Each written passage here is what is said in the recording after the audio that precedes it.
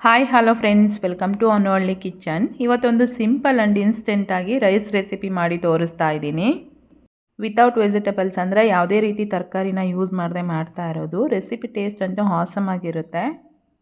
ಲಂಚ್ಗಾಗಿರ್ಬೋದು, ಮಕ್ಕಳಿಗೆ ಲಂಚ್ ಬಾಕ್ಸಿಗೆ ಆಗಿರ್ಬೋದು, ತುಂಬಾ ಚೆನ್ನಾಗಿರುತ್ತೆ. ಮಕ್ಕಳಿಂದ ಹಿಡಿದು ದೊಡ್ಡೋರ್ವರೆಗೂ ತುಂಬಾ ಇಷ್ಟಪಟ್ಟು ತಿನ್ನುವಂತಹ ರೆಸಿಪಿ. ಸೊ ಲೇಟ್ ಮಾಡೋದು ಬೇಡ, ರೆಸಿಪಿನ ಸ್ಟಾರ್ಟ್ ಮಾಡೋಣ. ಮೊದಲಿಗೆ ನಾನಿಲ್ಲಿ ಈ ರೆಸಿಪಿ ಮಾಡೋದಕ್ಕೆ ಒಂದು ಕಡಾಯಿಗೆ ಸ್ವಲ್ಪ ಎಣ್ಣೆ ಹಾಕ್ಕೊಂಡು, ಎಣ್ಣೆ ಬಿಸಿ ಆಗ್ತಾ ಇರಬೇಕಾದ್ರೆ ಸ್ವಲ್ಪ ಕಡಲೆಬೇಳೆ, ತೊಗರಿಬೇಳೆ, ಒಂದೆರಡು ಸ್ಪೂನ್ನಷ್ಟು ಶೇಂಗಾ, ಹಾಗೆಯೇ ಸ್ವಲ್ಪ ಉದ್ದಿನಬೇಳೆ, ಕಾಳು ಮೆಣಸು, ಜೀರಿಗೆ, ಸಾಸಿವೆ, ಒಂದು 4 ಬ್ಯಾಡಗಿ ಮೆಣಸು, ಸ್ವಲ್ಪ ಕರಿಬೇವು, ಇವೆಲ್ಲವನ್ನು ಹಾಕಿ 1-2 ನಿಮಿಷ ಚೆನ್ನಾಗಿ ರೋಸ್ಟ್ ಮಾಡಿಕೊಂಡು, ಅಂದರೆ ಸ್ವಲ್ಪ ಕಲರ್ ಚೇಂಜ್ ಆಗಬೇಕು. ಈ ರೀತಿ ಆದಮೇಲೆ ಒಂದು ಪ್ಲೇಟಿಗೆ ಸೈಡಿಗೆ ಎತ್ತಿಟ್ಕೊಂಡು ಅದೇ ಕಡಾಯಿಗೆ ಸ್ವಲ್ಪ ಬೆಳ್ಳುಳ್ಳಿ ಹಾಕಿ ಬೆಳ್ಳುಳ್ಳಿನ ಚೆನ್ನಾಗಿ ರೋಸ್ಟ್ ಮಾಡ್ಕೊಂಡ್ಮೇಲೆ ಇವನ್ನ ಅದೇ ಪ್ಲೇಟಿಗೆ ಎತ್ತಿಟ್ಕೊಂಡು ಇವೆಲ್ಲವೂ ಕಂಪ್ಲೀಟಾಗಿ ತಣ್ಣಗಾದ್ಮೇಲೆ ಈ ರೀತಿ ಸ್ವಲ್ಪ ತರಿಯಾಗಿ ಪೌಡರ್ ಮಾಡ್ಕೊಂಡಿದ್ದೀನಿ. ಈಗ ಅದೇ ಕಡಾಯಿಗೆ ಮತ್ತೆ 1-2 ಸ್ಪೂನ್ನಷ್ಟು ಎಣ್ಣೆನ ಹಾಕಿ ಎಣ್ಣೆ ಚೆನ್ನಾಗಿ ಕಾದ್ಮೇಲೆ ಸಾಸಿವೆ ಮತ್ತು ಜೀರಿಗೆನ ಹಾಕ್ಕೊಂಡು ಸಾಸಿವೆ ಎಲ್ಲ ಚೆನ್ನಾಗಿ ಸಿಡಿದ್ಮೇಲೆ ಸ್ವಲ್ಪ ಶೇಂಗಾ ಹಾಗೆ 1 ಒಣಮೆಣಸನ್ನ ಹಾಕಿ ಚೆನ್ನಾಗಿ ಫ್ರೈ ಮಾಡ್ಕೊಂಡ್ಮೇಲೆ ಒಂದು 3 ಗ್ರೀನ್ ಚಿಲ್ಲಿ, ಒಂದು ಮೀಡಿಯಮ್ ಸೈಜಿಂದು ಈರುಳ್ಳಿ, ಸ್ವಲ್ಪ ಕರಿಬೇವು, ರುಚಿಗೆ ತಕ್ಕಷ್ಟು ಉಪ್ಪು ಹಾಕಿ ಈರುಳ್ಳಿನ ಚೆನ್ನಾಗಿ ಬಾಡಿಸ್ಕೋಬೇಕು.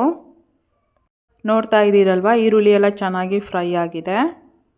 ಇವಾಗ ನಾನು ಇದಕ್ಕೆ ನೆನೆಸಿಟ್ಕೊಂಡಿರೋಂಥ ಹುಣಸೆ ಹಣ್ಣಿನ ರಸನ ಹಾಕ್ತಾ ಇದ್ದೀನಿ.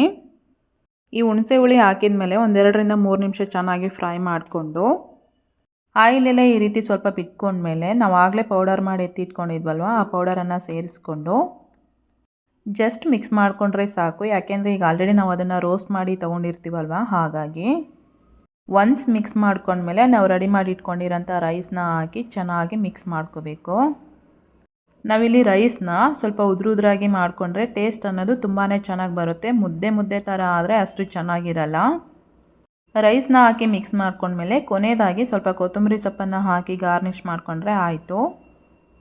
ನೋಡಿದ್ರಲ್ವಾ ರೆಸಿಪಿ ಎಷ್ಟು ಸಿಂಪಲ್ಲಾಗಿ ರೆಡಿ ಆಯಿತು ಅಂತಂದೇಳಿ. ಯಾವಾಗಲೂ ಒಂದೇ ಥರ ರೆಸಿಪಿ ಮಾಡೋದಕ್ಕಿಂತ ಸ್ವಲ್ಪ ಡಿಫ್ರೆಂಟಾಗಿ ಈ ಥರನೂ ಒಂದು ಸಲ ಟ್ರೈ ಮಾಡಿ, ತುಂಬಾ ಇಷ್ಟಪಟ್ಟು ತಿಂತೀರಾ. ಇವತ್ತಿನ ರೆಸಿಪಿ ನಿಮಗೆಲ್ಲ ಇಷ್ಟ ಆಗಿದೆ ಅನ್ಕೋತೀನಿ. ಅಫ್ಕೋರ್ಸ್ ಇಷ್ಟ ಆಗಿರಲೇಬೇಕು. ಹಾಗೆಯೇ ಯೂಟ್ಯೂಬಲ್ಲಿ ಫಸ್ಟ್ ಟೈಮ್ ನಮ್ಮ ವೀಡಿಯೋನ ನೋಡ್ತಾ ಇದ್ದರೆ ಪ್ಲೀಸ್ ಚಾನಲ್ನ ಸಬ್ಸ್ಕ್ರೈಬ್ ಮಾಡಿಕೊಂಡು ಸಪೋರ್ಟ್ ಮಾಡಿ. ಫೇಸ್ಬುಕ್ಕಲ್ಲಿ ನೋಡ್ತಾ ಇದ್ದೀರಿ ಅಂದರೆ ಪೇಜ್ನ ಫಾಲೋ ಮಾಡೋದನ್ನು ಮರಿಬೇಡಿ. ಮತ್ತೆ ಹೊಸ ರೆಸಿಪಿ ಜೊತೆ ಸಿಗೋಣ. ಅಲ್ಲಿವರೆಗೂ ಟೇಕ್ ಕೇರ್, ಬಾಯ್.